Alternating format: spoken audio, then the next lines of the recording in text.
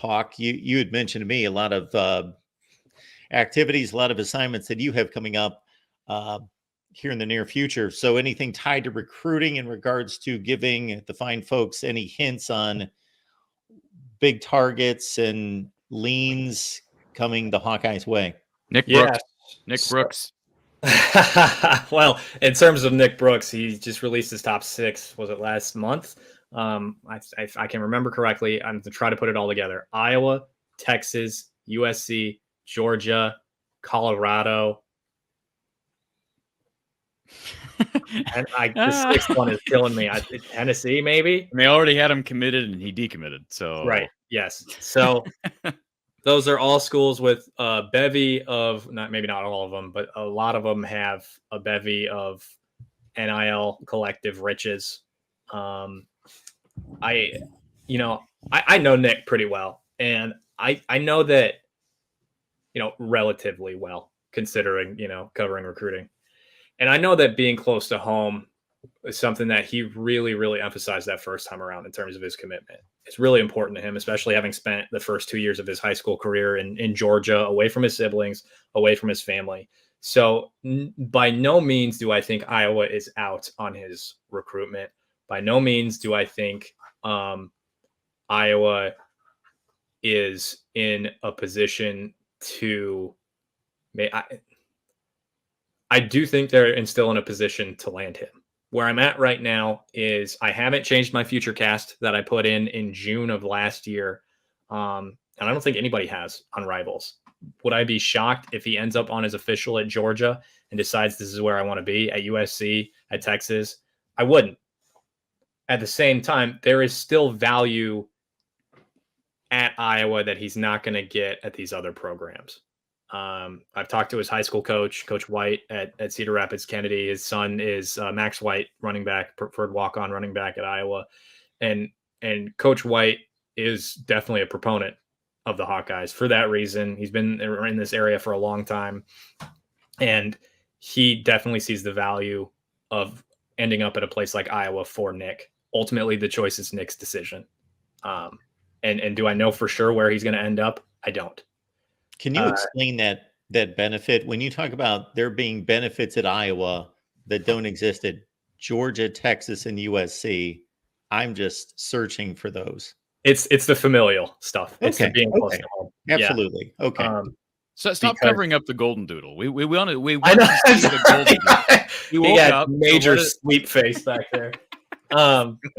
But that's really what it is. And every time he had talked about Iowa to me prior to his first commitment, he had talked about it being family and a sentimental connection. They care about his siblings. They care about his mom.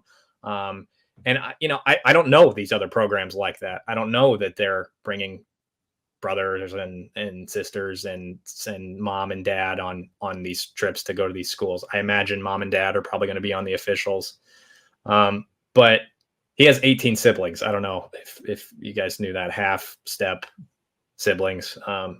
So lots of family here. And I know that being back in Cedar Rapids after being in Georgia for 2 years, it was like what Coach White told me is like, he's a completely different kid. He's happy. And so in terms of the familial connections, the relationships, that's where it comes to Iowa, just having that sort of edge that these other programs can't provide. So that's where I'm at with Nick. I don't think he makes his decision until like right before the signing period, signing day rather, in December. So, and I truthfully, I haven't talked to him since late February. Ever since his decommitment, he's kind of gone off the radar. And I don't blame him for that at all. So he did take a spring visit to Iowa. He's taken an official in June. So Nick Brooks still on Iowa's radar, still a possible commit there. In terms of anything else, Iowa just offered a string of other talent, out-of-state talent, a couple Chicago area kids. Drew McPherson is a guy that I just spoke with. He plays running back and wide receiver at Loyola Academy in Chicago, same high school as Fitzgerald, former head coach at Northwestern. His son plays at. He's their quarterback there. They just offered him. He's an athlete. Most of his offers are at running back and wide receiver. Iowa's offered him to play safety. Just dropped a future cast in on him. I think he's going to be a Hawkeye. And then a couple other kids that they're in on. This class is going to be a little bit smaller, but they've got a really, really good start to the class, especially in guys like Thomas Meyer, Carson Cooney, Burt Goucher, Joey Van Wetzinga. They're in a good spot right now. They're going to need to make a push in this class to get some DBs, wide receivers, because of the wide receiver coaching hire in Bud Meyer, that flip from Copeland to Bud Meyer. They're making a push right now to get a couple guys on campus for officials that haven't taken unofficials to Iowa at this point in time. So that's kind of where they're at, just in terms of the recruitment of the wide receiver spot. But from what I've been told, Bud Meyer is out on the recruiting trail. He is pushing Iowa to guys, and he's a pretty good recruiter, from what I've been told, from what I understand. And he's been kind of like a breath of fresh air to the staff in that spot. So. Any other names while we're on it, Corey? Well, first of all, Bud Meyer being a good recruiter, he better start getting players, because they have been so, like, the fact that they didn't get Raylan Sharp, that's no endorsement of him as a recruiter. Touche. Yeah. Now, whether Raylan Sharp just went to what's this thing? So his post, Raylan Sharp, for anybody that doesn't know, is a kid from Missouri State. It's like 5'8", 5'9", little speedster. I really liked the fact that Iowa was in on him, because they typically in the past have gone after these big lumbering receivers. Okay, let's go after some guys with speed and regardless of size. He picks Fresno State, and in his commitment post, was there an implication that it was about money? Was that what the something post about was? Got to get bread because it's on the table or something like that? That was such an odd. Now, I don't know that he meant it that way. Well, why would he? I think it was a quote from Sketch, the "What's up, brother" guy. You know what I'm talking about? He actually tagged Sketch in his commitment post on Instagram. So okay. Well, if Fresno State's outbidding Iowa for receivers, then I don't think that's again, holy cow.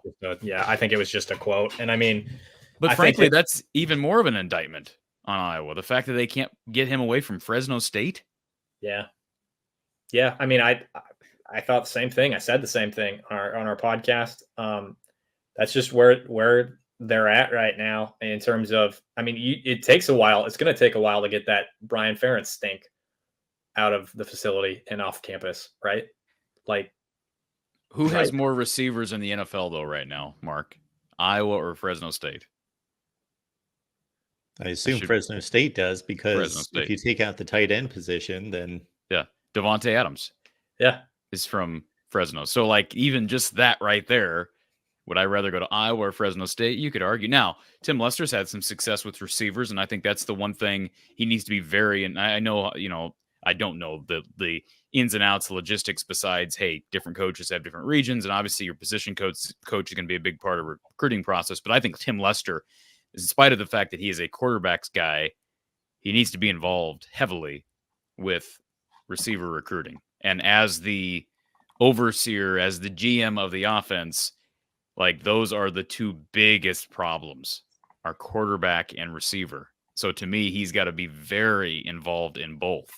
The John Budmeyer promotion was already highly questionable because John Budmeyer has no experience coaching receivers. He also didn't really put much of a resume together as Iowa's quarterbacks coach as it relates to on-field production. And yes, he was the de facto quarterbacks coach. I know he technically was not, but so, yeah, those are still major question marks. I do think that they got talent there in that room, more talent than they've had in past years, with a year older Caleb Brown, who I thought looked really good at the open practice in the spring, Elliott, and assuming Seth Anderson get healthy, this is the second straight spring he's missed. I'm in shock by the number of offers that Jacob Bostic has gotten since he entered the portal. We haven't talked about that on the show, Mark. Here's a kid who didn't play at Iowa. 4 years of eligibility. Play. It's 4 years of eligibility that he's still got left. What's that got to do with anything, though? I mean, why is he getting offers from Ole Miss and Texas A&M? Right. What I'll say in terms of what I expected from his recruitment was, Iowa State, Vanderbilt, I think Fresno State offered too. These initial programs that are group of 5 or at that, second or third or maybe fourth tier in Power 4. What I think he was a 5'7", 3-star recruit for us on Rivals. He had some pretty good film. He also had an issue with injuries. And when it comes down to the reason he's getting those offers, it's because of that potential. And I genuinely believe the 4 years left of eligibility is important here, because he's a long-term investment, right? He's not a mercenary for a year. Yeah. And he's got experience at the college level, though it's at Iowa, though he doesn't have a catch yet in his college career. I was excited about his potential. Yeah, I'll say that. And to boot, I know this doesn't exactly have anything to do with recruiting and why he's getting these offers, but he's a freaking great dude. I was really looking forward to covering him, but he's headed elsewhere, wherever that might be. And that's another indictment on Iowa, the receiving core, because regardless of where he lands, we never got to, like, he was working through injuries, but apparently he didn't have enough faith in the program to give any of those remaining 4 years to Iowa. So, and somebody suggested to me after Iowa State offered, if I thought that Iowa State was just trying to steal some information from Iowa and offering it, they're not going to offer him a scholarship to steal information about Iowa. Like, I guarantee you, John Haycock is not that concerned with Tim Lester's offense yet.